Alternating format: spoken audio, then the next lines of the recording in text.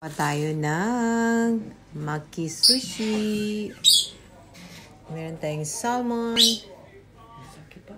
curry, kanikama, egg. At ito yung ating sushi rice. So tara, gawa na tayo.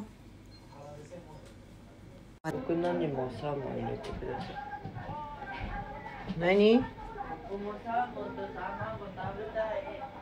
Curry wa?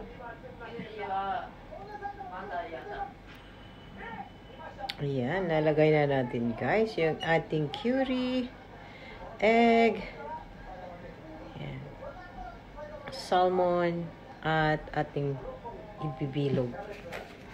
So, ayan. Ayan yung ating ingredients guys. So tara, bilugin na natin. Nagkagawa tayo ng isa. Gawa tayo ng pangalawa. Madali lang itong gawin siya guys. So, i-flat lang natin yung rice. No? So, ganyan kadami yung rice guys. So, lagyan natin ng space dito para pag ikot natin mamaya. Yan, ay didikit siya, no? Or pipino. Ating kani. Ng egg. Ayan. Ating salmon. So, ayan.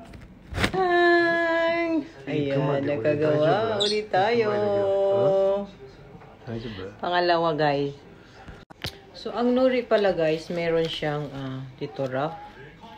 At dito yung makinis, no? So, at meron din siyang line. So, dapat nakataas yan. Hindi yung pahalang. So, dapat ganyan, no? Pang-apat. Ayan na. Sarap. So, nakagawa na tayo. Nakagawa na tayo, guys, ng ating nori maki sushi. Ayan. Yummy, isn't it? Yummy, yummy, yummy, yummy, yummy. Homemade maki sushi. At meron din tayong tofu miso shiro. So, yan yung partner natin sa ating maki sushi. Tara, kain tayo.